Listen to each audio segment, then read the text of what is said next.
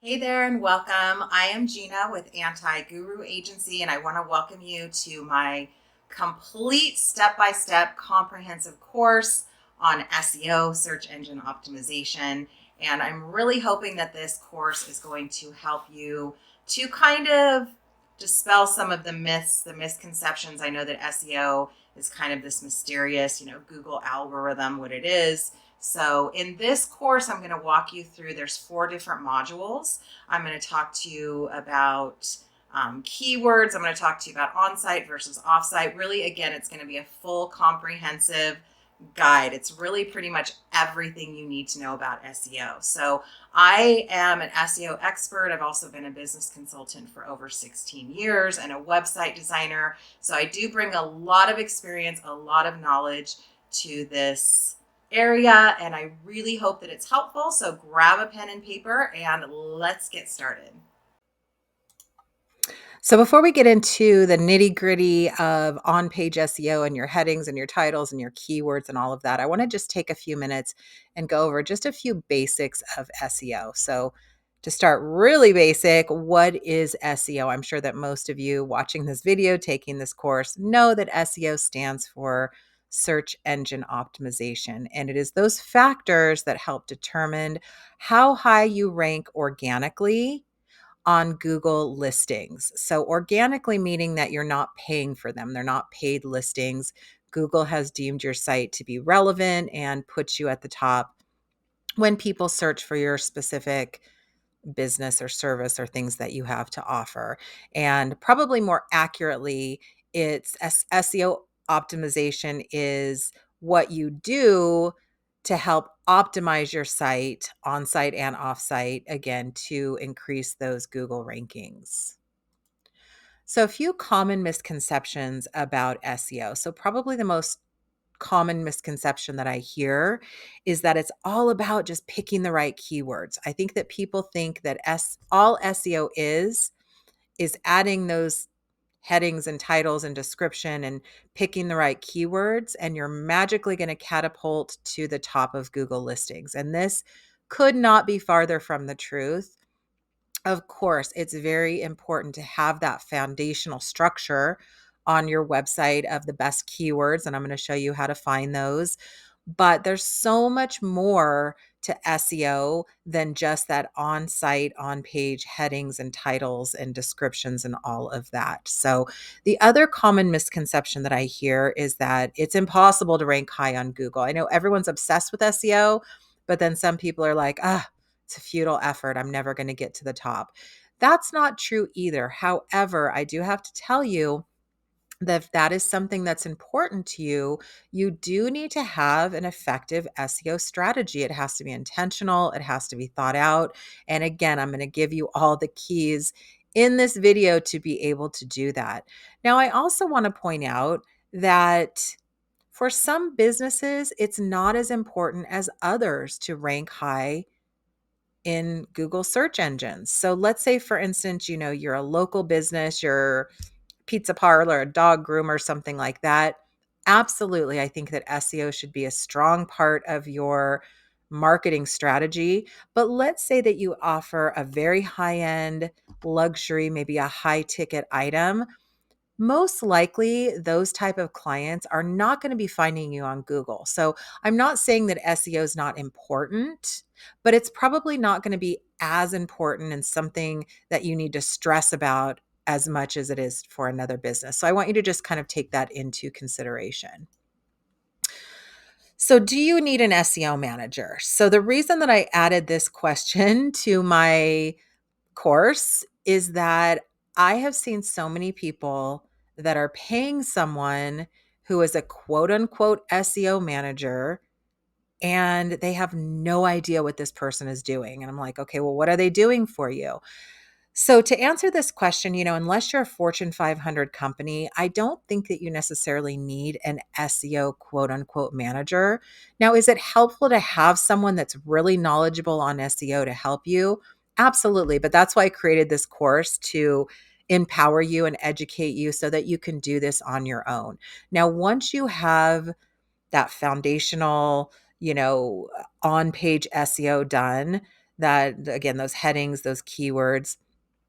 Everything moving forward is more about the offsite SEO, and I'm going to talk to you about that more. So, again, I don't know what an SEO manager could be doing for you. And if you are in a position that you've already hired an SEO manager or you're thinking about it, I would just be really careful to make sure and ask them exactly what they're doing, and also put them on the spot a little bit and, ask them to kind of maybe guarantee you results. I mean, I don't want you throwing money at something that's really just a crapshoot. So find out exactly what they're doing for you, and don't settle for some jargon tech talk. Make sure that it's kind of layman's terms and you understand exactly what they're doing. But for most people, I don't think that you need to be paying anyone any kind of a monthly fee to manage your SEO. So in this course, we're going to be talking about on-site versus off-site SEO. And that kind of goes back to that common misconception I was saying, that most people, when they think of SEO, they just think of on-site. They think of those keywords and those headings. But most SEO experts will agree that there's one factor above everything else that can have the greatest impact on you ranking high on Google, and that is actually an off-site factor. So I'm going to give you that. I'm going to make you wait a little bit. Surprise ending. I'm going to tell you what that one factor is. It's an off-site factor that can have a huge impact on your rankings. So again, I just want to take a few minutes, kind of go over a few of those points with you in case some of you are really, new to SEO. And then up next, we're going to really dive deep into creating an effective keyword strategy. In this section, we're going to go ahead and dive into keywords. So first of all, what is a keyword? So in essence, a keyword is simply that word, or more likely a phrase, that someone is going to type in to find your product or service. So in the next section, I'm going to go into checking your rankings, and I'm going to use a dog groomer as an example. So the keywords for a dog groomer would be dog groomer, dog grooming, mobile dog groomer. So those are all of the different keywords, keyword phrases that someone would type in. That's the most logical choice, that they would type in and then find your business. So I want to talk a little bit about long tail versus short tail keywords. So basically, it's just a short keyword versus a long keyword. So let's go back to our dog grooming example. So dog groomer, that would be a short tail keyword. So mobile dog grooming, Las Vegas, Nevada, that would be a longer tail, or to be even more specific, mobile dog groomers in Vegas for poodles. That would be a really long tail keyword. So there are advantages and disadvantages to both. I do think it's important to focus on, if you're a local business, to focus on that, geographic area as part of your keyword strategy. I don't think there's necessarily a right and wrong. Short tail keywords are going to have more traffic. So obviously it's great if you can get ranked high on just dog groomers. That's a great thing to have happen. But again, if you're a local business, it might be smarter to kind of focus in on that area. Now, so my opinion is it's kind of better to focus a little bit on, I know there's no such thing as medium tail keywords, but that's kind of what I would say for your strategy. And then long tail keywords, that's where it's really great. We're going to get into later in the course about really intentional advanced SEO. And that's where you can really dig deep into those long tail keywords, do some research on some long keyword phrases that people are searching for, and then really create content and pages on your site that target those long tail keywords. But for now, we're going to focus on short tail and medium tail keywords for your SEO strategy.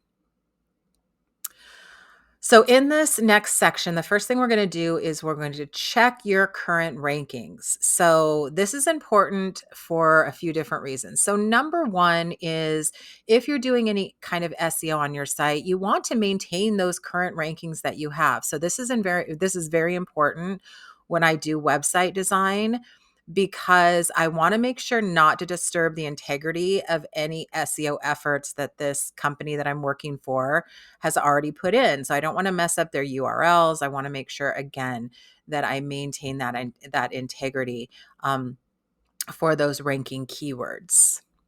And then also, we want to find out what keywords are you currently ranking for. So if you're already ranking high for certain keywords, it's easier to kind of continue to rank high for those keywords or keywords that are similar to that. So I want to kind of see again. Now, a lot of times I'll be honest with you, I'm starting, when I'm doing my SEO, it's actually not very common that a company that I'm working with, I don't know why, but it's not very common that they have really great SEO and that I go to their, to do the research and I'm like, oh, wow, they're really ranking high for a lot of keywords.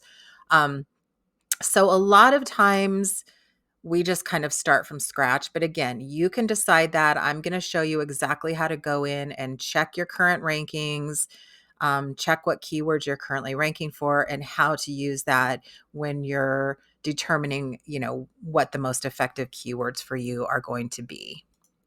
Also in this section, I'm going to show you, this is kind of cool. I'm going to show you how to check your competition.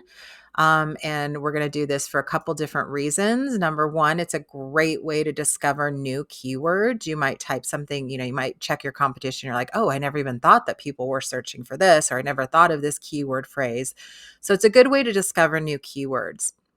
But one of the most important reasons to check your competition is you want to check what's called domain authority. So Google assigns a domain authority to people.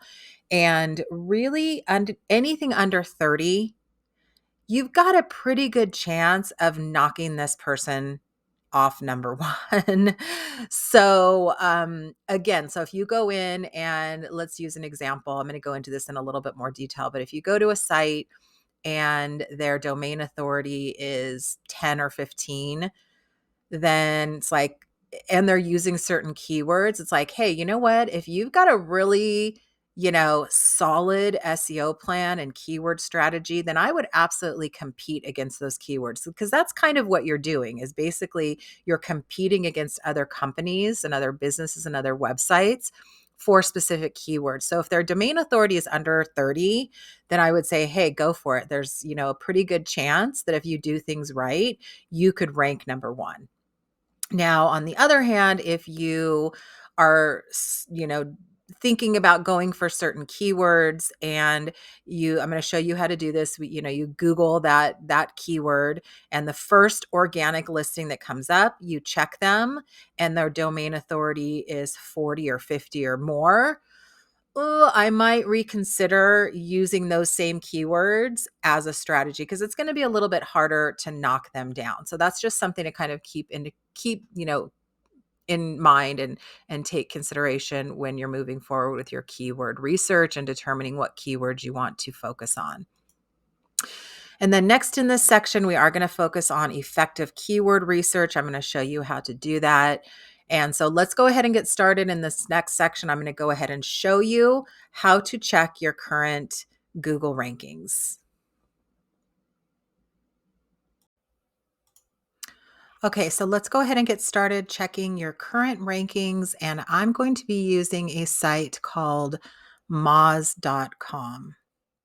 Okay, so to get started here, I am going to go ahead and type in, I'm going to use one of my companies as an example. So this is more of a short tail keyword. So this is a little bit harder to rank on.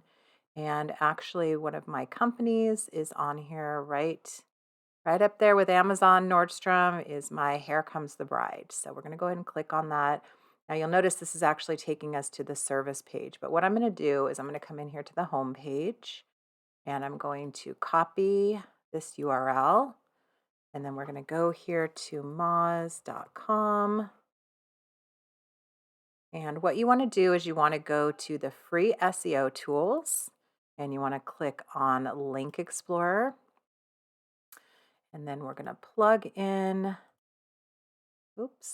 that website. And we're going to go ahead and click on Analyze. So this is a pretty high ranking website. That's why I wanted to show you this. And I'm going to show you another example. So I'm going to walk you through a few things that you're looking for. So this is going to be one of the ways you can check your own site and then also check your competition. So the first thing I want to talk to you about is this domain authority. So I mentioned to you before, anything above 30 is going to be a pretty good domain authority. So 47 is a really good domain authority. That means that it's going to be pretty hard to knock someone off of that, for those specific keywords. So you can see here ranking for 497 keywords, which is a ton. And then also the linking domains here, which I'm going to talk about later. So these are some of the things I just want you to keep in mind. You can come back here. Moz gives you, I think, 10 queries every 2 weeks, I think. So just be, conscious of that you're not checking 20 million of your competitors. Really be smart about this. But you can kind of go in here and you can kind of see, I know a lot of this looks like jibber jabber. So you can see here, even on that home page, 48, it shows you kind of the different authority per page and then the different links. So you can come in here and I know it's a lot of information, so you can kind of take your time and look through this. But one of the things, like I said, we're really checking for that domain authority. And then we're also going to click on here to ranking keywords. So this is what we're really wanting to focus on. So 497 ranking keywords. So number one's pretty hard to rank on. You can see here bridal bun, hairstyle, bridal bun. I mean, there's a ton of keywords here, so you can definitely get an idea. Wedding hair pieces, all the different. So this is one way, and we're going to be talking about that next, but that you can check your competition too and get some ideas. But again, what I really want to do with something like this is check where I'm at. I want to make sure that I'm maintaining the integrity of those keywords. And this is something interesting to point out, is that you'll notice if there's just a dash here, that means that is ranking on that homepage. So obviously, Here Comes the Bride, that's the name of the company. I would assume that ranks on the homepage. But you'll notice here that almost all the rest of the rankings on here on these top pages. So number one literally means like page one, number one. So number, everything up till probably 10, 12, 15 is going to be on page one. This is just going to be where on page one it is. Of course, gives you the search volume. And then, like I said, so you can kind of see on here, and this is really what I'm looking for when I'm redoing a website. So if I see that this page here, bridal wedding hair accessories, that slug, which is the end of the URL. So anything past the .com and then /, that's called a slug. So if I was redoing this website, I would be super, super careful to maintain the integrity of that bridal wedding hair accessories page. And I would for sure not change the slug. So again, if you guys are redoing your site or having someone redo your site, so important that you hire someone that understands SEO, that's going to do this research for you and really make sure that you're maintaining the integrity of your current standings. Now, very often, I'll be honest with you, this is going to be, I mean, I literally work with so many sites that this is 0, 1, 2, 3, 4, 5, something like that. And then when you come in here to see them, even though let's say they're ranking on 10 keywords, the monthly volume is 5, 9. I feel like I can do better than that, so I wouldn't really worry a whole lot depending on the circumstances of maintaining the integrity of that. I'm really looking for kind of these high-ranking pages and high-ranking keywords. So I also want to point out, like, do not be discouraged if your domain authority is 2 and your ranking keywords are 1. I mean, that's why you're taking this course, because I'm a really, and I wanted to show you this site that, again, is my site, so you can see, what a really high ranking site. But of course, you can put in any competition in there, and I'm going to actually get into that in the next course. But again, I wanted you to just kind of know what we're looking for and have you be able to go on and check those rankings. You can come in here and this is kind of interesting too, like you can click on this linking domains and it's going to tell you where you're getting a lot of that HuffPost, and then you can even, oh yeah, you have to do these. You only get so many with the free trial. But you can kind of come in here. You can see Pinterest, which I'm going to talk about later, is a great resource.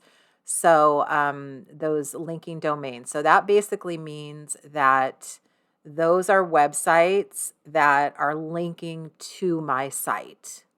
So that's really important. Keep that in mind. But again, I wanted you to just be able to come in here and see where you're at.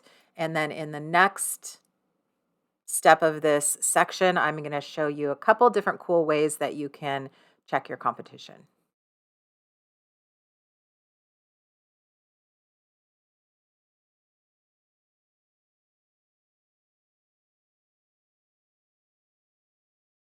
Okay, so now I'm going to show you a few different ways that you can check your competition. So let's say that I am a dog groomer in Las Vegas, where I'm at. I'm going to click on here. So, a few things that I want to point out first, in case you guys are not aware, is number one, almost always, you're going to have these sponsored results that come up first. So, these are all sponsored. That means they're not organic. People are paying for these ads. After that, then you're going to have businesses. So this is going to be different than your organic Google ranking. So you can see here, and this is pretty common for most industries, Yelp is going to come up first for almost every single service business that you put in. Yelp is just such a dynamic platform. It's going to be almost impossible to rank higher than Yelp, which is why it's really important that if you do have a local service business, that you do set up that Yelp account. And then again, you can see here, Petco, pretty big company. But the first organic listing is this Barks and Bubbles. So that's what we're going to use as our example. Now, let me point something else out, and I'm going to go into a little bit later this Google business listing as well, and the difference between that and your organic listings. But let's say I just typed in dog groomer, which is a very short tail. Now, it's still going to give me results for Las Vegas. Now, how does it know that these companies are in Las Vegas? Well, that's why it's really important, because you'll notice I just typed in dog groomer. It still gave me that same Barks and Bubbles. So it's really important that you have that business information on your website and in your descriptions, because it now knows that I'm in Vegas. So it's giving me dog groomers in Vegas. And of course, you could come in here and choose the area.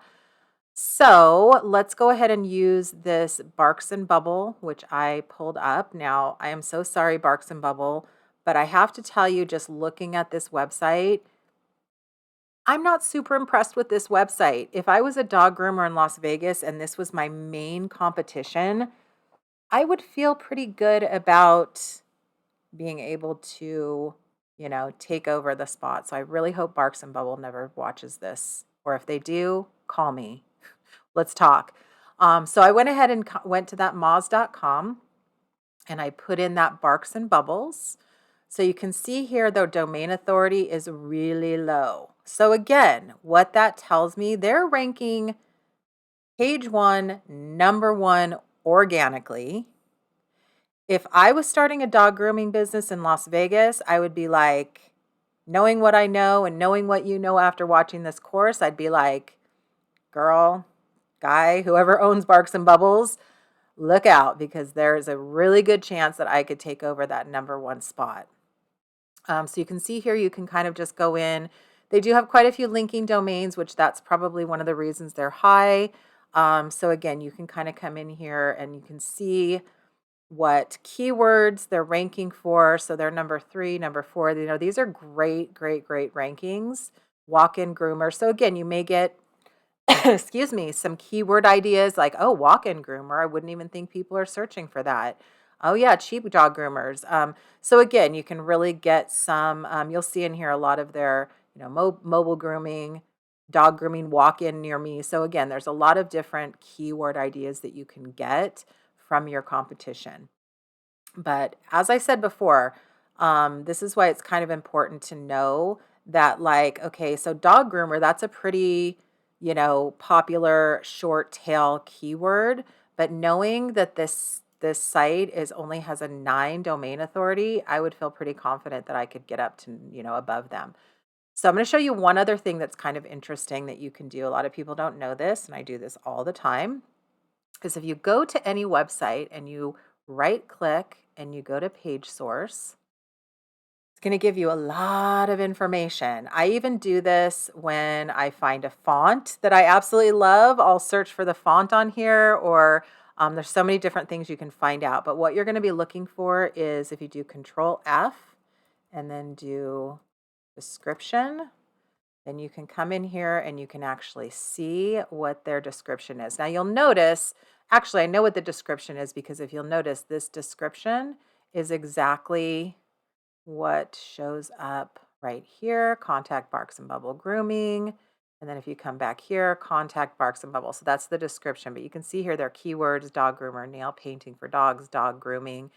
And then you can also go back to their site and see what words are on their homepage. So again, this is just really, some great intel to give you an idea of what are the best keywords to go for. And again, whether it's worth it to focus on those keywords or not, whether it's more likely than not that you're going to be able to knock someone down off their top spot.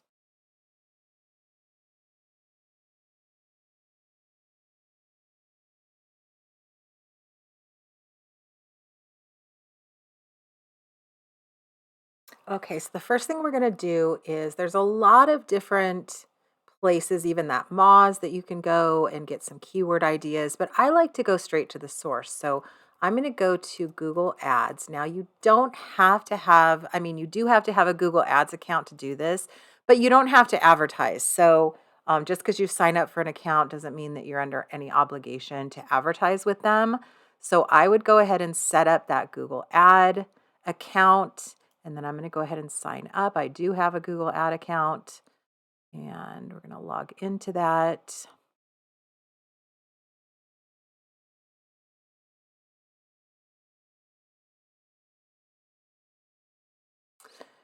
And then what you want to do is you want to go into, and I'm actually, by the way, going to be doing a full course on Google advertising as well. But you want to go in here to tools and settings and then keyword planner. So we're going to be using both of these. The first thing that we want to do, there's two options in here, is we want to actually discover new keywords, right? So we have a general idea. So that Barks and Bubble, we put in dog groomer. So let's start with that. Okay, and then we're going to go ahead and click on get results. I don't know if you can hear the wind behind me. It's so windy at my house right now. And then we're going to go in here, and usually what I like to do, it's going to show you the average monthly searches. I'm going to go ahead and make it so the highest one comes up first. So if you notice here, dog groomer, lots of monthly searches, but not as much as dog grooming near me. So that might be one that I want to focus on. So what I would do in this situation is I would come back in here to Google and I would say, who is coming up first for dog grooming near me? So I would come in here, and there's Yelp, of course, and Petco. And then look, it's a different mobile grooming Vegas. Now here is that Barks and Bubble. They're still up there high. But you know what? Out of curiosity, I'm going to go in here and I am going to, I like their website a lot better. I'm going to go back in here to my Moz and to my, hopefully I didn't run out of inquiries. And I'm going to put in, see what their domain authority is. 17, so better than 9. They do have a lot of ranking keywords, but still not crazy. Still not a huge domain authority. So mobile grooming Vegas, mobile dog grooming Las Vegas, mobile dog. So again, I would, feel pretty good about kind of focusing on maybe that keyword, dog grooming near me. Now you can also put in, just out of curiosity. Now remember, if someone Googles that's in your area, um, then even if they don't put in the specific area, it's still going to come up. But let's just, for the heck of it, put in let's put dog grooming Las Vegas.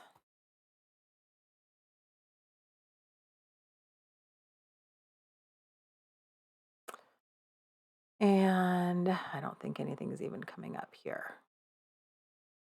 Now, it's still a great idea, obviously, because you want to still put those, but here's one like local dog groomers. I wouldn't have even thought of that. The other thing with this, gosh, I guess there's just not a lot of competition for dog groomers because one of the other things, really, this competition is kind of low. This really comes in handy when you're like doing Google ads to know this because this is more for ads. So you're in the Google ads. So this is going to show you if it's, there's much competition in here. So if you were a dog groomer, I would definitely consider doing some Google ads because there's not a lot of competition. So again, you can come in here now. There are a lot of other industries that I work with that have a lot more terminology than just dog grooming or dog groomers. So let's say, for instance, a bridal shop. So it's interesting when I do keyword research for people, sometimes bridal gowns come up more in their area, sometimes bridal dresses, sometimes wedding gowns. So again, you really want to think like your customer, and then you want to come in here, and this is where you can go to this keyword search volumes. So you can just paste, you could even go and do an Excel spreadsheet and just put in as many different keywords, as many different keyword terms that you can think of.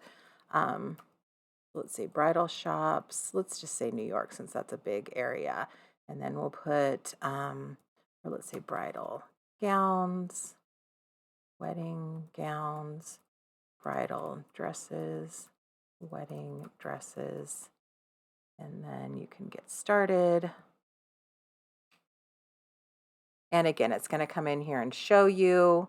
So you can see here wedding dresses, so much more than bridal dresses. So again, you get the idea here. There's not, I don't want to say there's like a very specific formula. Obviously, it's kind of doing your research. And then at the end of the day, sometimes it really, I don't want to say it's a crapshoot because obviously you're doing effective keyword research, but we don't ever know what the Google algorithm is.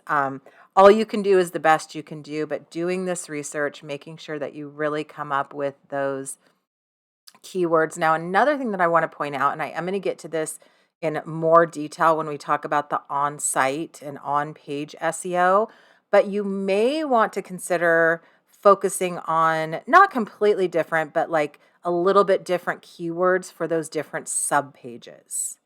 So for instance, on, you may be, let's go back to the bridal shop. Like you may have different pages on your site that maybe you just don't do bridal, maybe you do prom and you do mother of the bride. So if you've got pages on your site that are specifically for mother of the bride dresses, you may not want to focus on those keywords for your whole entire site because your bread and butter is more bridal gowns.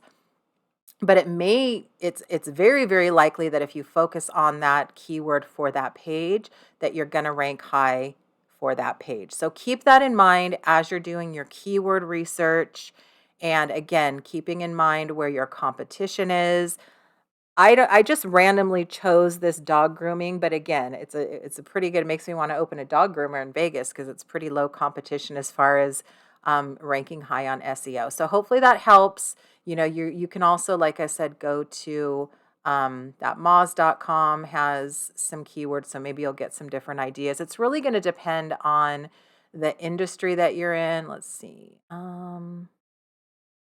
More SEO tools. I'm pretty sure that they do. But again, it's really going to depend on Keyword Explorer. Here we go. So you can go in there and do this Keyword Explorer. So really do your research, really be smart about this, and then pick a lane. So again, don't try to, now with something like dog grooming or dog groomer, and that's all you do, then you can be pretty broad. I would really focus on dog groomer and dog grooming. But let's say you own a business that you offer a lot of different products and services. Let's say you do dog grooming and dog accessories and you're a veterinarian. I don't know, you do a lot of different things.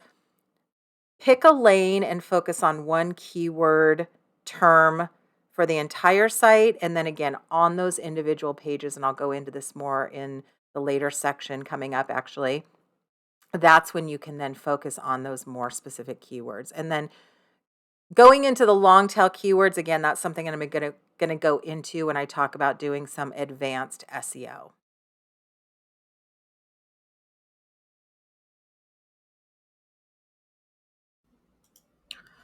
So in this section, we're going to go ahead and talk about that on-site SEO, getting into the nitty-gritty of on-site SEO. So the first thing I'm going to talk about are the factors that determine SEO. And then we're going to get on there. I'm going to show you exactly how to add those headings, those titles. Now, as I mentioned before, I am going to be working on a Wix website. If you have a Wix website, then that's great. But if you don't worry about it. It's still the same universal information. It's just going to maybe be a little bit different how you go about putting it on your site. And most website platforms that are user friendly at all, your Squarespace and Wix are really the two biggest that I see. WordPress is going to be a little more difficult depending on what programs, or you might have to install an app. But if you use one of the more user friendly platforms, this is going to be pretty easy to do. And then I am going to talk briefly about your sitemap and Google indexing because these are important as well. But I'm just going to kind of explain to you. Some of you might not know what that even is. So I'm just going to explain that to you moving forward to make sure that your site is even being indexed by Google. So next, let's go ahead and start talking about those factors that determine SEO. So in this section, we are going to talk about factors that determine SEO. And we're going to talk about all of the factors other than the on-page SEO. So the on-page SEO, remember, being your heading and your description and your title. Let's talk about some of the other factors that can affect your Google rankings. So the first thing that I want to point out is, of course, only Google knows for sure. And that's one of the things that's feels so elusive and so frustrating about SEO is really all you can do is the best you can do based on your knowledge. And now hopefully you'll have a lot more knowledge than you did before. But again, all you can do is do the best you can. And SEO experts even disagree on a lot of these, but the factors that I'm going to share with you here are the ones that most SEO experts agree with, or at least, they feel like it could potentially affect your Google rankings. So the very first one is your domain age. So this is one I would say, I don't know, I would say experts are split, maybe a little more believe that this is true. So your age is just how long you've had that website URL. So obviously that's not something that you can do anything about if you're a new business. I don't want that to discourage you. Again, a lot of people don't even think that this has anything to do with it. And there's nothing you can do about it anyways, but I thought I would mention that. That is one of the factors that comes up a lot that could determine SEO. So obviously the longer you're in business, the more likely it is, or again, depending on who you talk to be able to rank higher. Next is your URL. So what I mean by that is if you remember going back to, let me see if I still have, I don't have that up. But if you remember, if we go back to the dog grooming example. So when I went back and I typed in dog grooming, Las Vegas, one of the actual URLs, so that means the domain name, was dog grooming. I think it was literally dog grooming Las Vegas. So again, some experts will disagree with this. I do feel like it has some bearing because I've kind of seen it in action. But again, you probably already have your domain, you already have your URL. So I wouldn't stress about it too much. But if you are someone that's just starting out, that is definitely something to consider having that URL include some of your keywords. Now, there is one exception to this that I hear a lot, and that is if you're trying to be kind of spammy, but I'm sure none of you are doing that. So the next is a .com website versus a .net, .shop. There's like a million whatever now. And this is something that the statistics definitely show that it is better to have a .com website. I know that's harder and harder and harder to come by. And again, if you have a .net or .biz or something else, I wouldn't stress about it too much, but any of, those of you that are maybe thinking about rebranding or kind of starting from scratch, or if you're brand new and have a startup company, it's a really good idea. I'm going to actually be doing some videos on on startup businesses, and I'm going to go into kind of naming your business and the importance of that. And one of the things that I talk about is trying to find a business name that you can find that .com. But again, if you don't have a .com, don't stress about it too much. There's a lot of other factors.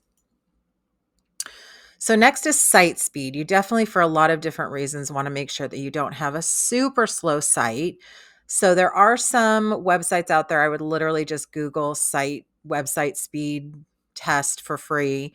And there's a lot of sites out there that'll kind of give you your ranking. So some of the things that you can do, there's a lot of different things you can do to increase your site speed, but I feel like some of them to me kind of take away the integrity of your site. So I work with a lot of visual companies, a lot of aesthetic, wedding and beauty, health and wellness, those type of things. So I like to use a lot of videos and animation and things to make it a more dynamic site. And sometimes that does decrease the speed a little bit. So I always kind of weigh the pros and cons. As long as your site isn't just super slow and frustratingly slow to load, then you should be okay. And again, you can go out and do one of the site speed tests. So next is a secure website. This is just so important for so many different reasons. It's going to help your Google rankings. And I know for me, even if I'm going to a site and I know the site or I feel super comfortable and confident, if I get that warning that it's not a secure site, that's just not a good thing. So I would obviously make sure that you've got that certificate on your site that it is secure. And most of the website platforms that you're going to host your URL, that should be included in their hosting, but definitely make sure that that is the case. Mobile friendly, I think almost every expert will agree. And again, this is just general best practice. It's really, the statistics are climbing. I think it's about 50-50, but I think it actually, now that I think about it, last time I looked, it might be even a little more people that are coming to sites on their mobile device. So of course, not just for Google rankings, just in general, you want to make sure that you have a mobile friendly site. Your business information. I talked about this a little bit. So especially if you're a local business, really important that you have that business information on your homepage, if not on every page. I would put it on your footer. So let's say you work from home or you don't have a storefront. You may not necessarily want to put your home address on there, but you for sure need to at least put your phone number, your email, and the location that you service so that you can make sure you come up on those local Google rankings. Social links. So this is another thing that, I don't think there's any factor that everyone 100% agrees on, any of the experts, but this is one that actually I think most do, is that Google is looking more and more to those social links on your site. So make sure that you have those links and make sure they're active. I can't tell you how many websites I go to that I click on a link and the page isn't there or it's a bad link. So that's another thing too. Make sure that you don't have any broken links on your site. I don't have this on there, but on here, but that is important as well. Just in general, that's really frustrating to your website visitors if you have broken links. Fresh content. So Google does like fresh content. Google really is all about education. So fresh content would be, maybe having blog posts. I'm going to talk about that. Maybe having your Instagram feed on your homepage can help. And again, really blogging is probably one of the best ways to continually have fresh content on your site. Google is going to crawl your website periodically. And the more times that they crawl your website and nothing's changed, then the less times they're going to do it. So, fresh content, again, none of these things are make or break. I want to point that out. There is, like I said, I'm going to go into when I go into the offsite, there is one factor that really plays a big role. And then, of course, having those foundational keywords and headings and all of that. But again, all of these other factors, do as many as you can, take them into consideration, but any one of them in and of itself is not going to make or break your SEO. time on site. So again, this is how long someone is on your website. So this is something, again, that most people agree Google uses as a determining factor, but this is just something in general that you want to make sure is happening. Really, the goal of your website is to keep people engaged, keep people interested, and then, of course, finally take some kind of action to contact you. And then this was another big one. So this is your bounce rate. So that's how quickly someone leaves your site or if they only go to one page. This is something that you should know anyways and be constantly aware of, because to me, your bounce rate, if you've got a high bounce rate, and you can find this information, if you've not already done so, everyone should have Google Analytics on their website. So if you don't have that yet, like I said, I know I use Wix and it's super easy to just kind of get a snippet of code. So if you don't have Google Analytics, or if you don't know if you do, then definitely Google Analytics and get that set up on your site. A lot of other platforms, I know Wix, I know Squarespace has their own built-in analytics, so it will also show you that bounce rate. But again, you really don't want a website that you've got a high bounce rate, because that's basically telling you that people are coming to your website and they're like, nah, not interested. So you're not doing your job as far as like instilling that trust, eliciting a feeling when they come to your website, really clearly and concisely articulating who you are. So that's something, if you've got a high bounce rate, one of the first things I would consider is doing some kind of website refresh or getting a new website, to be honest with you. So those are the main factors, other than that on-page SEO, that's going to be determining your Google rankings. So in the next section, we're going to go ahead and talk about that on-page SEO. I'm going to do a screen share and I'm going to walk you through how to put all of those headings and descriptions and everything you need to on each page of your website.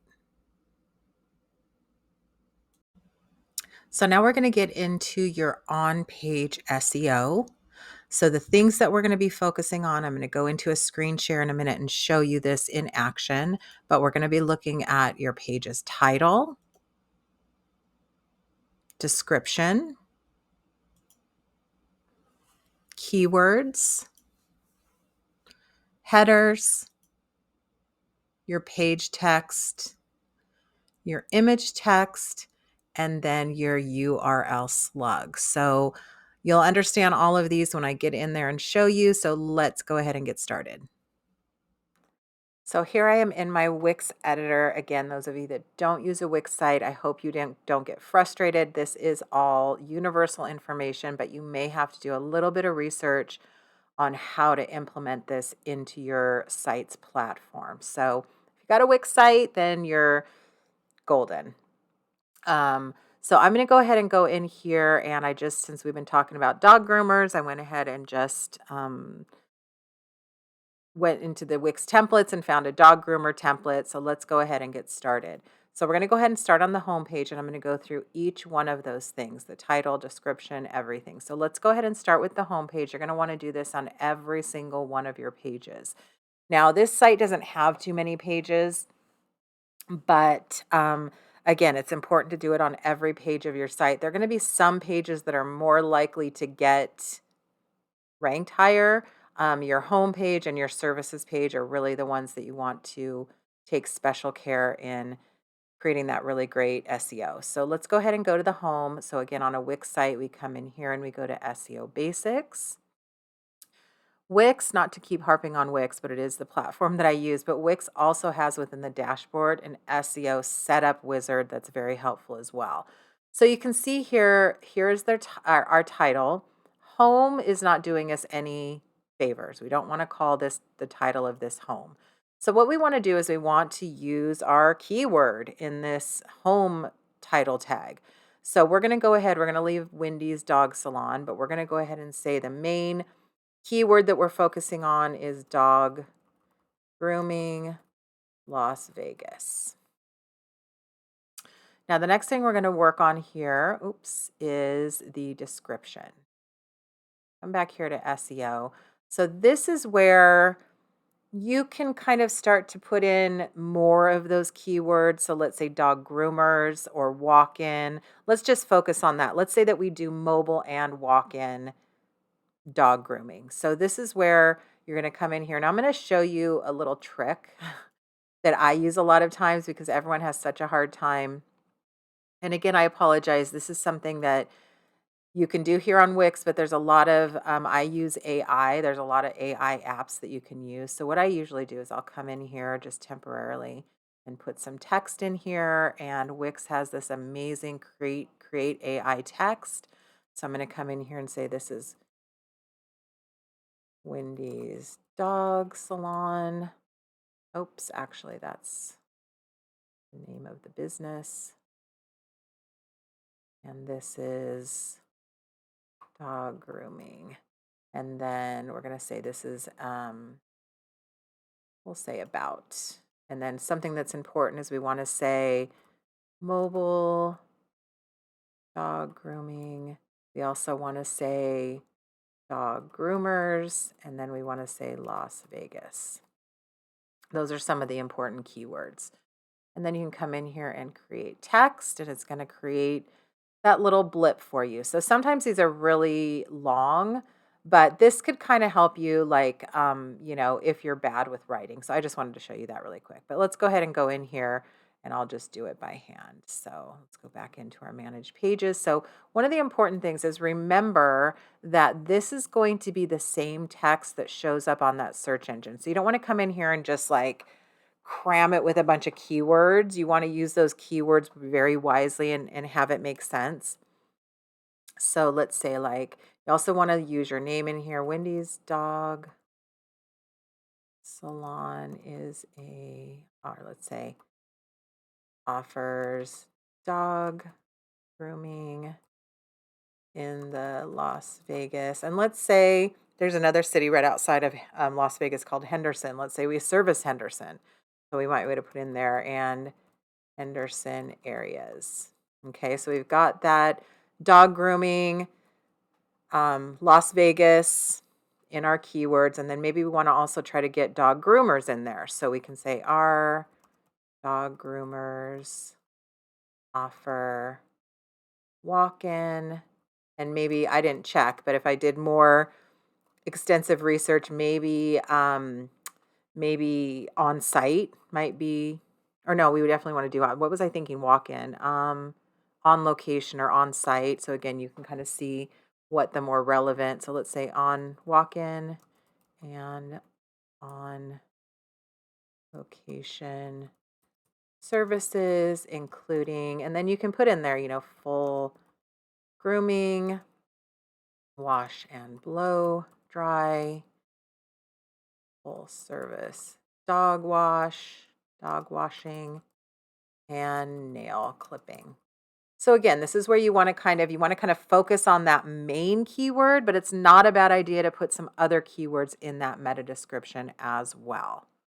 So that's pretty much, you want to just kind of, again, be really intentional, be really specific with that description. So the next thing we're going to talk about, let's go ahead and go into our keywords here. So this is going to be, again, something that you're going to need to figure out with your own platform, how you put these in Wix. It's under your advanced SEO and then additional tags. And we've got our keywords right here. Come in here and edit. So then you can come in here and you want to do everything before that little quotation. So we're going to say all those keywords. Dog grooming, dog groomers. We're going to say nail clipping on location. Dog grooming, you get the idea. You're going to put those keywords in there and then apply. So that's it as far as that kind of on the back end SEO. And now let's go ahead and go to the on-page SEO. So what we want to do is there's a few things I want to point out. There are header tags. So you've got an H1 and an H2. So again, on Wix, where those are found is if you go into your text, and then you've got right here, you've got your heading 1, heading 2, heading 3. So, general rule of thumb is not general rule of thumb, this is pretty much you want to stick to this, is that you only want one H1 heading tag on your page. So H1 is going to be basically telling Google that's what this page is about. Okay. So that would be maybe instead of having our services here, I would say dog grooming services. So you can see here that's heading 6. I'm going to come in here and I'm going to actually make that heading 1. I can still change the font and everything. I just want to make sure that that stays as that heading 1. And then let's go ahead and say, duplicate that. And then let's say we're going to say our heading 2 is going to be dog groomers in Las Vegas and Henderson. Make that a little smaller. So same thing, let's come in here and make that heading 2. And then we'll make that a little smaller. So again, I'm not really worrying about the aesthetic of this website. I just want to kind of give you the gist of the on page what to do there. So now the next thing you want to do is you do want to have some, you do want to have some other supporting text here. So do one more and let's go ahead and do heading 3. Really the heading 1 and 2 are the most important. You can see that's crazy. So we're going to make that a lot smaller. I don't really love that font. I'm super big on font, but that's okay. Actually, let's make it a little something not, there we go. Let's do extra light and let's make this 18. So this is where you can come in and almost like you did with that description. Let's put some of our keywords in here, but be careful. I've seen this happen. Number one, people put like a ridiculous description on here because they're trying to like jam in every single keyword. That's not good for your visitors experience, and it's actually bad for Google rankings too. So make this, just make sense, but being able to put those keywords in there as well. So I'm not going to go into that. Like I said, it's just kind of like what the same thing that I did for this description. You can kind of figure out how you want to articulate who you are, what makes you different, but then also being able to incorporate those keywords in there. So that's pretty much as far as that goes on page. And then one more thing actually on page, I take that back, is that we want to come through and we want to put some text into these images. So again, on Wix, when you've got these strips, it's going to be in your strip background under settings. And then you've got image text right here. So again, this is going to be, let me show you really quick. This is going to be, let's go ahead and put dog grooming Las Vegas. This is going to be if anyone clicks on images. So right here, we've got Galaxy Grooming, mobile pet grooming, pet grooming salon, cat and dog. So right here under this is what they put for their image text. So if you want to show up in these Google image listings, then you need to put that text in there. Otherwise, Google's going to have no idea what this is. So we're going to say dog grooming, Las Vegas, Nevada, Wendy's dog salon, or again, whatever you want your keywords. So you might want to kind of mix these up a little bit. So I'll go ahead and do one more. So we've got right here in the image, the settings. We're going to say what's in this image. It is full service dog grooming. So kind of mix it up a little bit and check your rankings from time to time and check those images and see if things come up. So you might, this is also where you can kind of do a little research and see dog grooming. So none of these really pet grooming, there's dog grooming, mobile grooming. So not a lot of these actually say dog grooming. This one, mobile dog grooming. So you can kind of see again, to a certain extent, it's going to be a crapshoot, but at least you're giving it the best effort you can. Mobile service dog grooming, say Las Vegas, Henderson, Mindy's dog salon. Okay, so that's going to be pretty much all you're going to need to do on the home page. Now let's go ahead and go to the service page. So this site, it was just a template. It didn't actually have a service page on it. It just had the book online.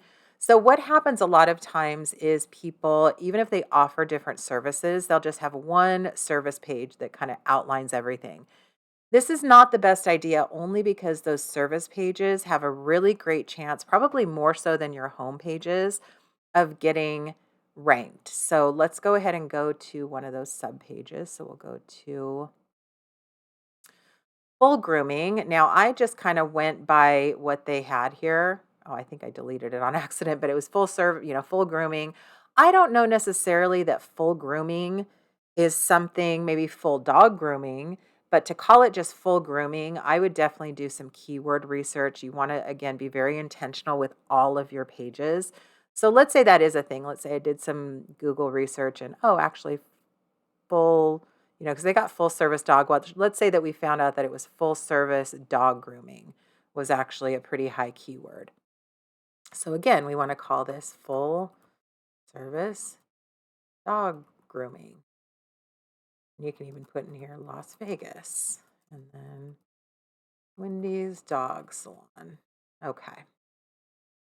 And then same thing, you just want to come in here and you want to use those keywords. So everything's the same on these pages except, on these sub pages, except that you might be focusing on a little bit more specific keywords and keyword phrases. But the last thing I wanted to point out that obviously you can't do on the home page, but you can do on these sub pages is make use of this URL slug. So that's going to be everything after that /. So full grooming, that's not doing me any favors. I want to call this full.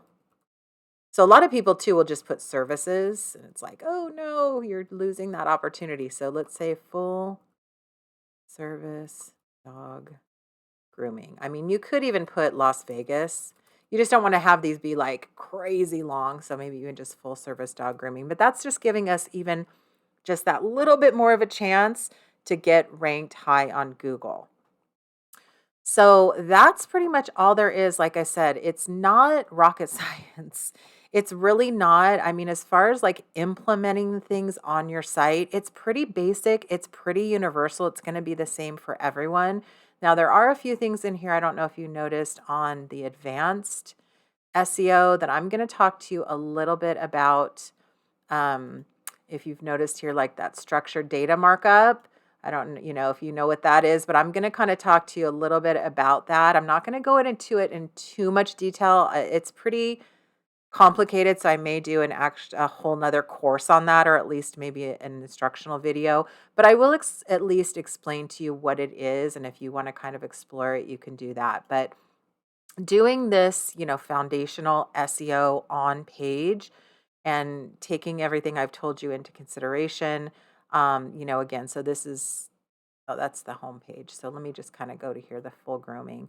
So again, we're going to do that same thing is just make sure we've got that H1, that H2, and then all the supporting text on every single page.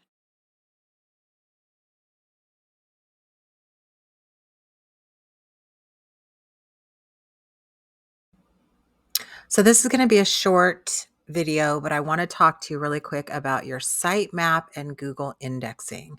So your sitemap, you may have heard that term, but not quite sure exactly what it is. It's basically simply a file that contains information about your site. So this is what Google crawls to get all of the information about your site. Now, I don't know of very many website platforms but I don't know what you guys are using. Maybe you had some random person custom create your website and didn't create a site file. I can't imagine. Probably one of two things is happening. Either you're using one of the most common, Wix, Squarespace, Show It, maybe.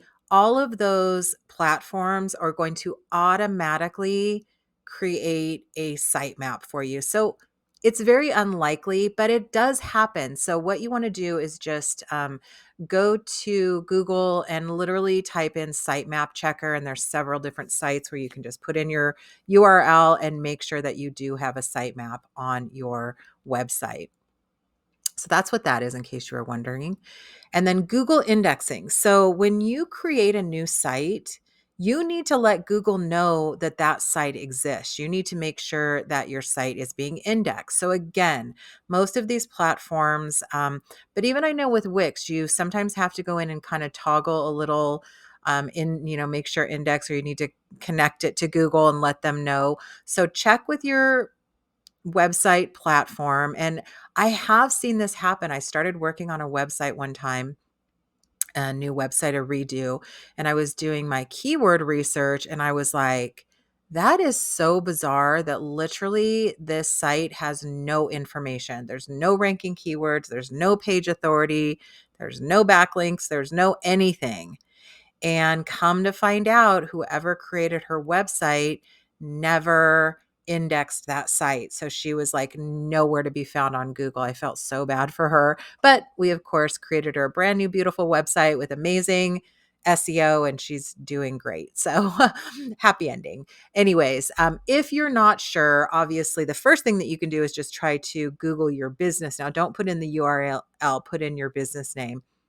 But even sometimes I have put in someone's exact specific business name and their SEO is so bad that they don't even come up anywhere to be found on the first 3, 4, 5 pages. So what you can do is actually go in the Google search bar, put in info, and then the colon. Is that a colon or semicolon? Anyways, and then put your site URL.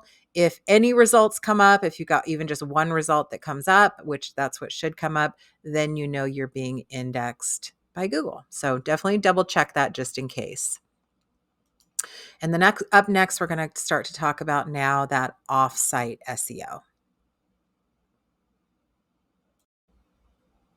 So now I'm going to talk about those factors that affect those off-site SEO factors that are going to affect your Google rankings.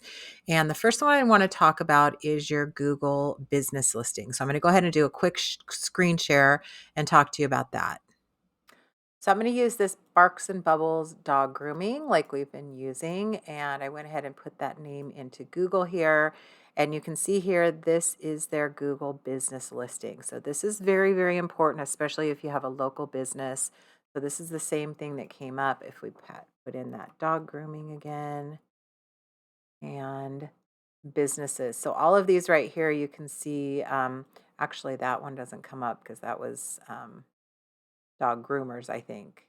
You can see here Barks and Bubbles right here, and then that's going to bring up their listing. It's going to bring up their address, all of this. So super, super important. Again, if you have a local business, especially, that you have this business listing. Now, if this was your listing, so if I was logged in, go back to that Google. If I was logged in here, one more, there we go. It would actually have a little button here to edit my business, listing. So if you don't see that, it means because you're not logged in. If you Google your business and you don't see this at all, then you're not indexed by Google Business. So what you want to do is go to Google My Business and get that, not these sponsored one, Google Business Profile, get listed on Google. So this is going to be separate from your Google rankings. Very, very, very important to know. So you can either sign in and manage your page or go ahead and, get started. It's bringing up actually my stuff because I'm logged in. But you can go ahead and get started. Just again, go to that. I guess it's google.com/business. And if you don't already have it, get that business profile set up. Also make sure again that you really have a good system to get those reviews. This is really probably helps them a lot. And I'm going to talk about this in a minute, but they got a ton of Google reviews. So you want to make sure and be constantly trying to get those reviews, make sure that your hours are up to date, your phone number's on there, all of those goodies to make sure that you're really, it's gonna link with your Facebook. Oh, they got a bad review here. But it's going to, give all that pertinent information for anyone looking for a dog groomer in their area or your business, of course.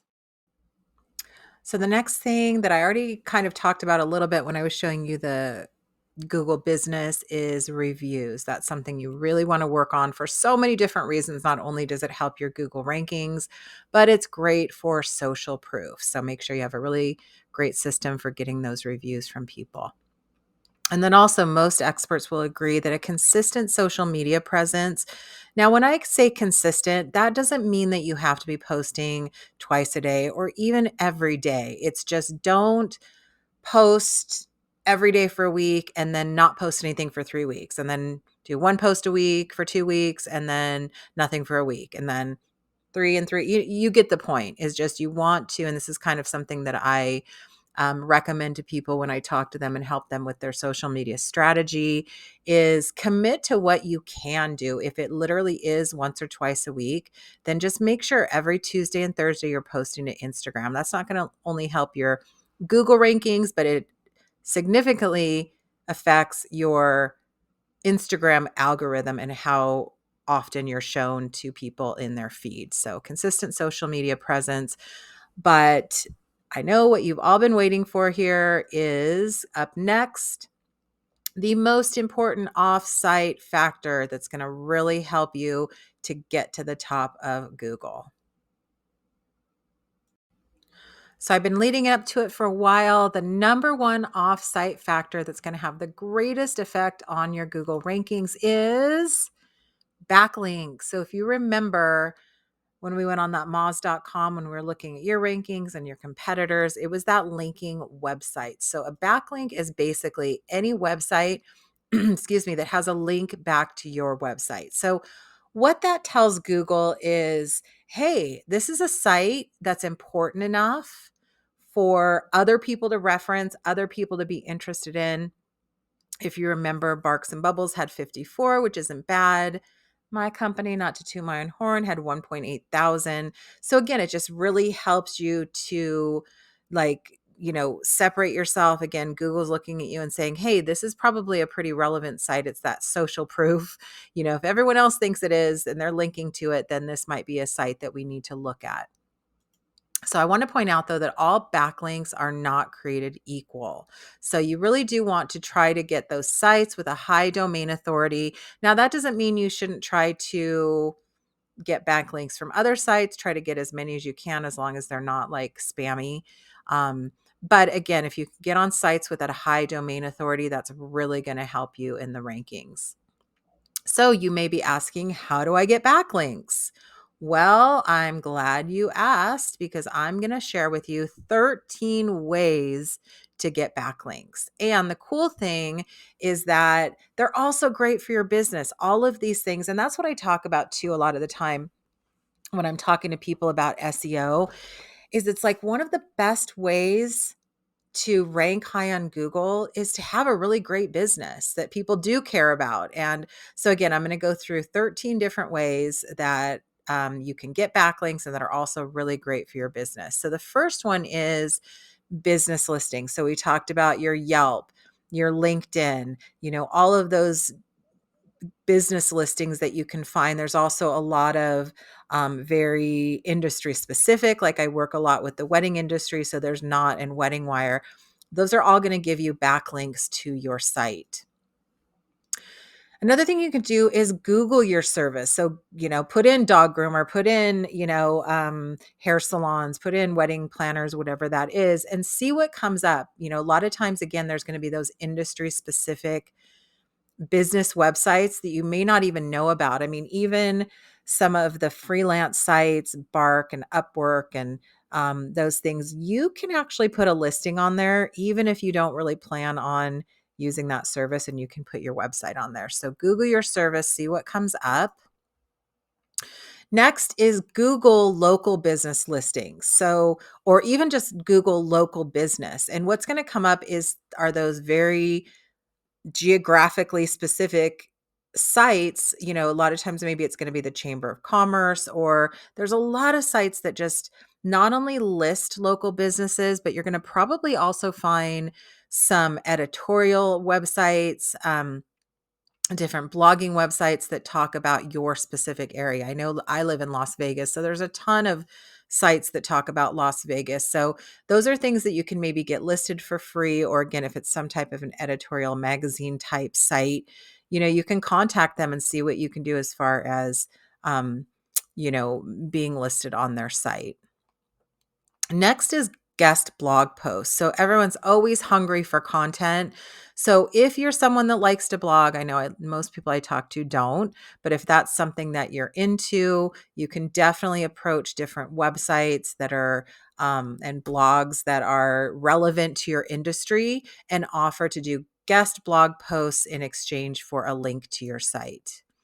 And again, that's going to not only give you that backlink, but it's also more exposure for you. So you could also just do reciprocal links. So this is literally just a you scratch my back, I'll scratch yours, obviously in those relevant industries. So if there's people that that you network with, or even people that you don't, you can definitely approach people and be like, hey, do you want to do a reciprocal link? Now, I do want you to keep in mind that you shouldn't just be willy-nilly about this. You really want to make sure that it's someone that you would want to be listed on their site, and obviously vice versa. Next is joint ventures. So this is going to be a little bit different than reciprocal links. So this is going to be maybe someone, again, that's relevant to your industry. Um, so I do web design, I do business consulting. So I actually work with a lot of startups.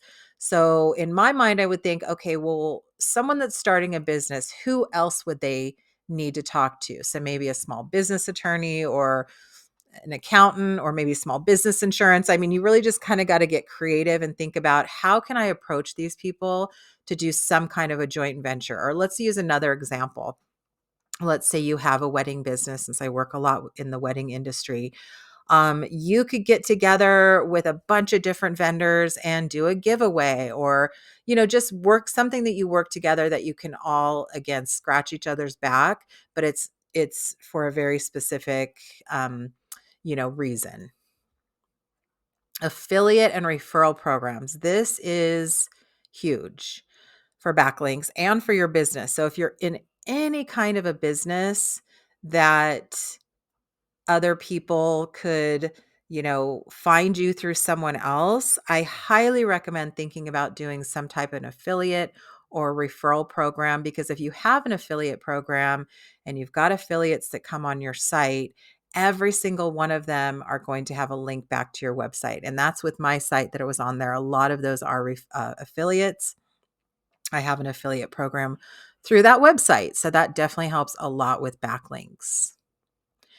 Influencer. So this kind of goes along with the referral and affiliate program. Now, a lot of people, when I say influencers, they're going to think of social media influencers. And depending on your industry, that is something that you can be very beneficial. I know I'm the anti-guru agency, and I hate that term influencers and gurus, but there are a lot of influencers out there that are not, the guru type. Obviously work with people that you feel comfortable with. But this can be that you pay them. It can also be in exchange for products or services. There's a lot of micro influencers out there, but I also want to point out that it's influencer to me is not just social media. An influencer is basically anyone who has access to and influence over your potential client, your ideal client. So let's say, for instance, I keep using this example, but let's say the wedding industry.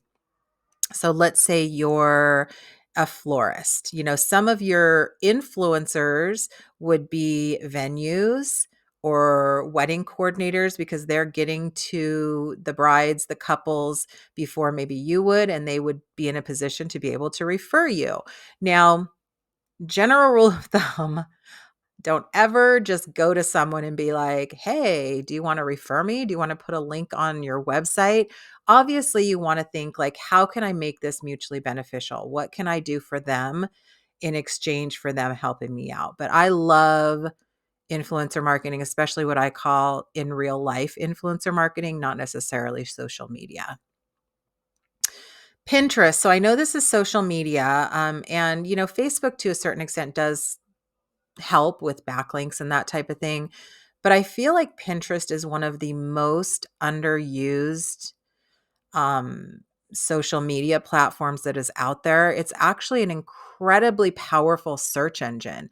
I get a ton of traffic to all of my websites, all of my businesses through Pinterest. So if you're not on Pinterest now, or if you kind of made it inconsistent, especially obviously if you're number one in a more aesthetic business, you're an interior designer, again, you're someone in the wedding industry, someone that has a lot of images, beautiful images that you can share on Pinterest, or with someone like me who's always doing a lot of content, a lot of blog posts, a lot of courses and videos. I'm always putting all of those on Pinterest. So don't overlook Pinterest as a very useful source for backlinks and for visibility. Helpareporterout.com or helpareporter.com. So this is a site where you can go on. They do have a free subscription or an upgraded subscription. So this is a pretty well-known site where reporters go to and they're looking for sources. So let's say, for instance, that you own a luxury travel service and you can go and help a reporter out. You can let them know what your expertise is. And then anytime that anyone is doing an article or, anything along those lines, then you'll get a notice that, hey, so-and-so is doing an article on traveling to Europe and they need some sources to quote. So help a reporter out is a really great way to get free press, get backlinks, again, visibility, all different kinds of good things for your business. Also, you've got press releases. So a lot of businesses don't use press releases, but they're a great way to get backlinks. The only thing I want to mention when it comes to press releases is make sure it's, relevant. Don't be doing a press release every time you, I don't know, do something new. I mean, make sure that it's, fairly newsworthy. But you can do some free press releases. I think in order to get your URL put on there, a live link, sometimes there is a little charge, but again, that definitely helps with your backlinks and with that visibility. Quora and Reddit. So again, someone like my business, I do website design. If you went to Quora, if you went to Reddit, but really any industry, let's not even use mine. Let's go back to the travel agent. Um, so if you were to go to Quora, if you were to Reddit and type in travel or Europe or any kind of the keywords that you can think of, guaranteed there's going to be questions that come up. So what you can do is you can go on there as an expert and answer those questions. Hey, I see that you're asking about traveling to Italy. You're getting ready to have a trip and you don't know the best places to go. Well, I just happen to have a blog post on my site of the best places in Italy, or here's my website. I've got some information, or give them the answer and then reference your website there. So those are great resources.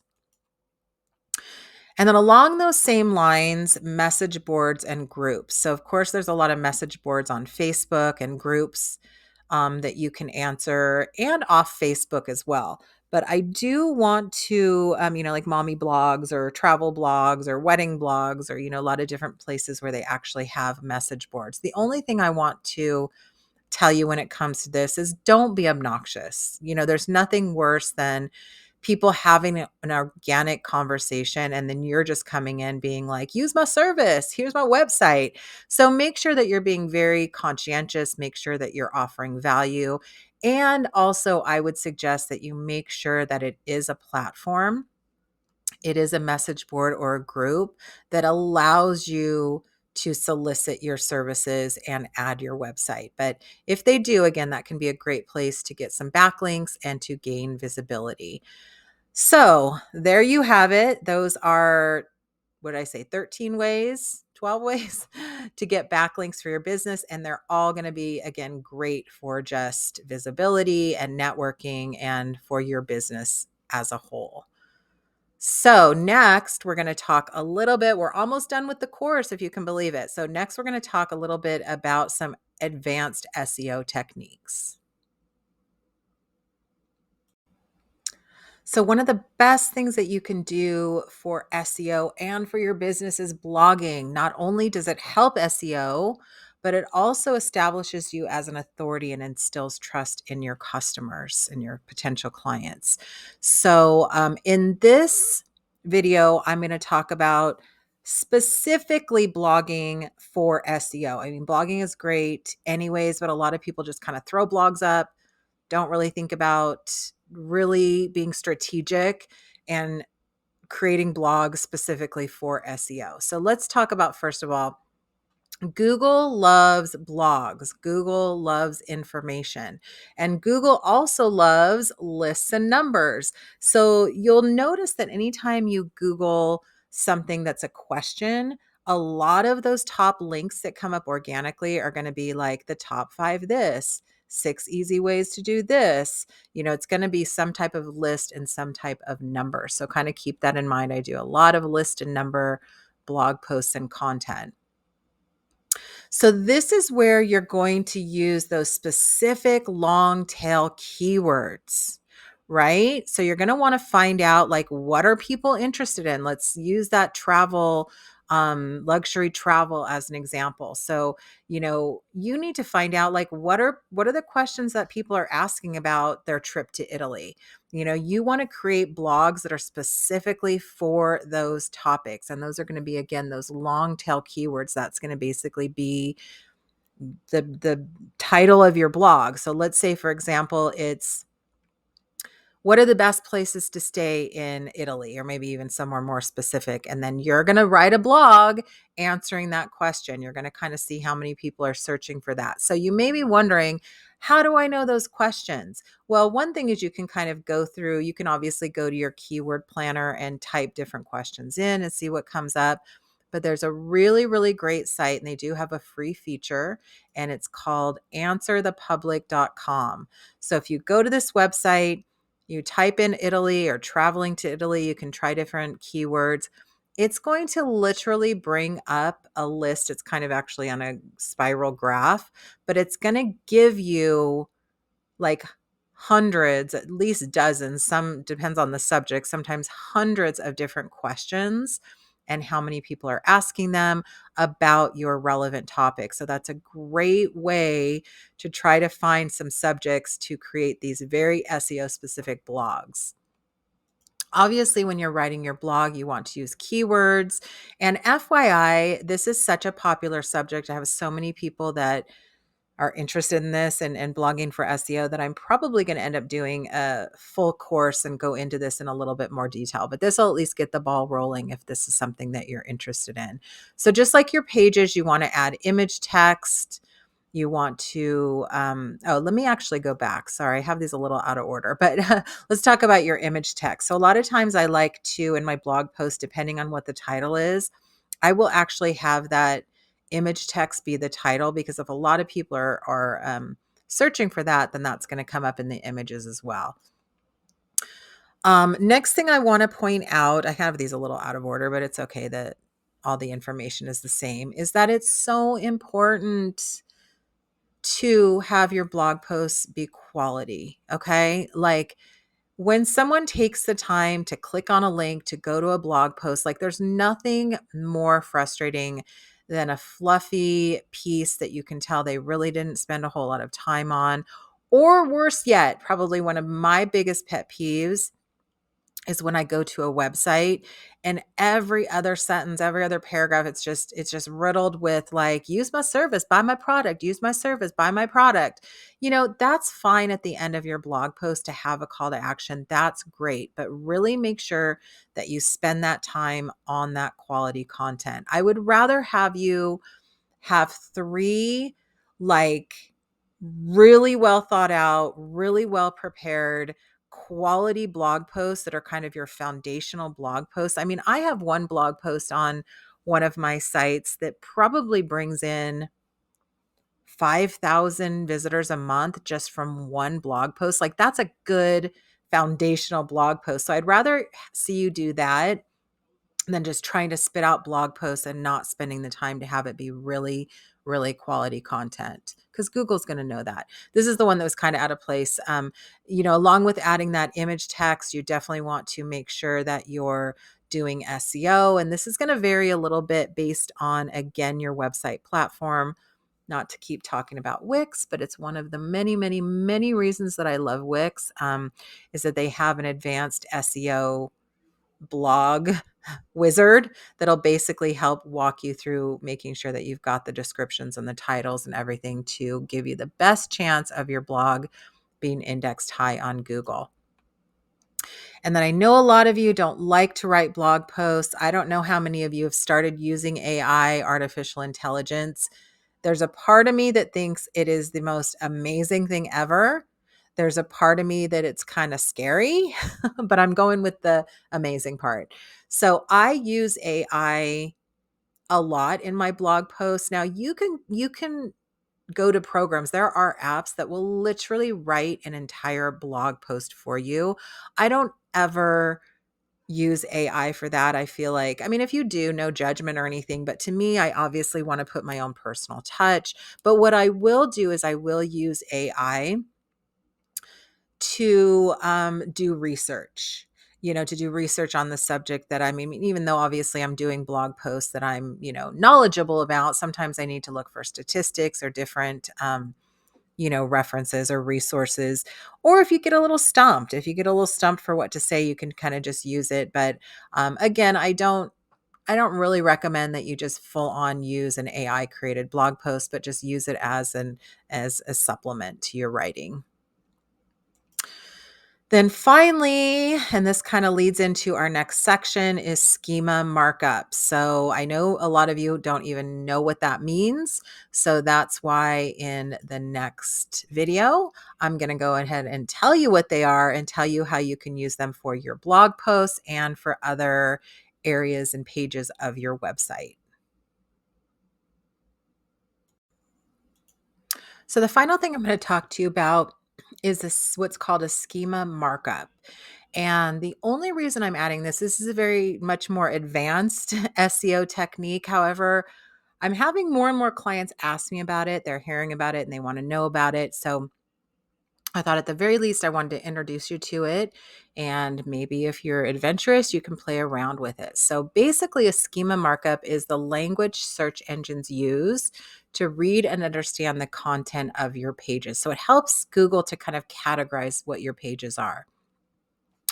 Now, it doesn't necessarily help your overall rankings. So if you're, ranking with a certain keyword, it's not necessarily going to help you to rank better overall for that keyword. However, I mean, it kind of does help your ranking because it helps with visibility. So somewhere you might not have been seen before, you could get seen there. So I guess it does and it doesn't, if that makes sense. It's definitely something that, again, if you're interested in really having a super well thought out, very strategic SEO strategy, should be part of it. So the first thing that you need to do, and I'm going to go over this, I'm going to do a screen share. And again, I know this is a little bit advanced, but I'll try to simplify it, is that you need to create a schema markup. You need to create that code to put on your website. Next, you need to add that snippet of code to your website. And then finally, you need to test that schema code. So I'm going to go ahead and do a screen share. I'm going to show you how this works. And again, if it's something that you want to kind of explore on your own, I'm just going to give you a brief overview. And I'm going to share with you the two different ways that you might be most likely to use the schema code, which is frequently asked questions, and blog posts.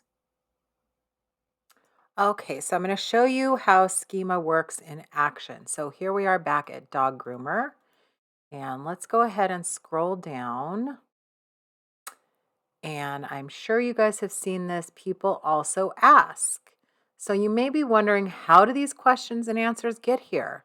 Well, that is through schema. So I'm going to show you how to add this to your website. So the first thing you need to do, like I mentioned before, is create that schema code. So I like this Merkle schema markup generator. You can literally just Google schema markup generator and it will take you to a site like this. So you'll notice here there's a lot of different markups that you can create. Again, we're going to be dealing with article and then with frequently asked questions. So let's go back to our dog grooming site. Now, it's very important if you're going to do a question and answer, it's that information has to be on your site. So I went ahead and just added a little bit of text here. Now, obviously, I wouldn't just randomly put on here the typical cost of a dog groomer.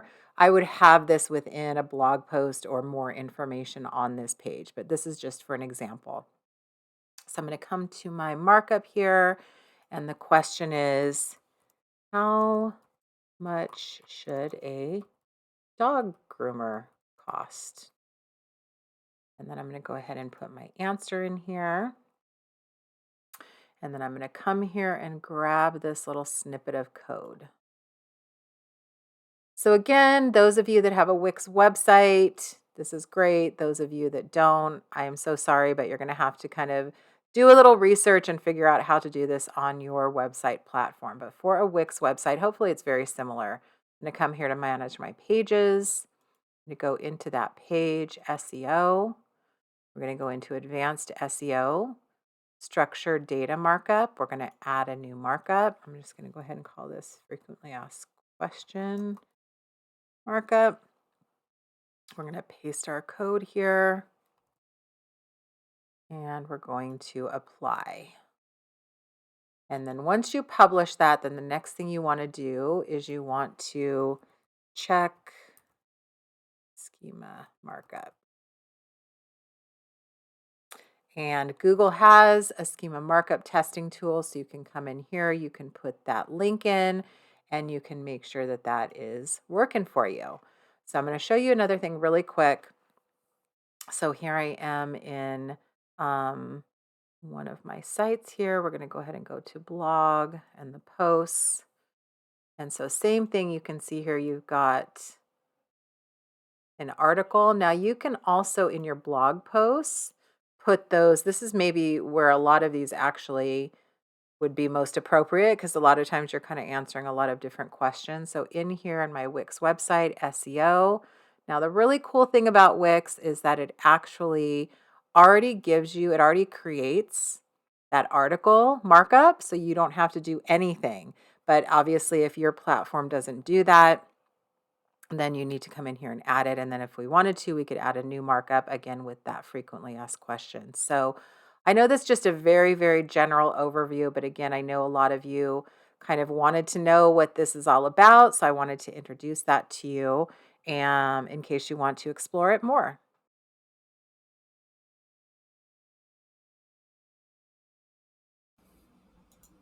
So I hope that this information was useful. I know it was a lot of information, but hopefully I presented it in a way that it makes sense to you now. You feel like getting to the top of Google is maybe something that's attainable for you.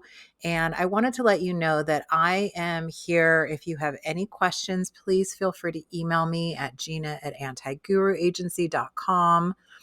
Or if you'd like, you can book a free consultation. I want to let you know it's not a sales call. I offer a free 60-minute full business consultation if you have any questions about this course. Really, it's just for new clients so you can get to know me. I'm very, very generous with all of my information, all of my knowledge. So again, this is not about me selling to you. It's really about me introducing myself to you and letting you know that I am someone that you can trust, someone that you can rely on if you ever do need me. So, of course, I'd love to work with you, but that's not what this call is all about. If you'd like to book a free consultation, again, just to pick my brain and learn a little bit more about SEO or any area of your business, I really would love to speak with you. So I just want to thank you so much for watching. Make sure that you're following me and keeping up to date. I'm going to be sending you, emails if I have any other content that I'm creating. I'm going to be creating a lot of different courses and videos. So again, if you enjoyed this, I hope to see you again soon. Thank you so much.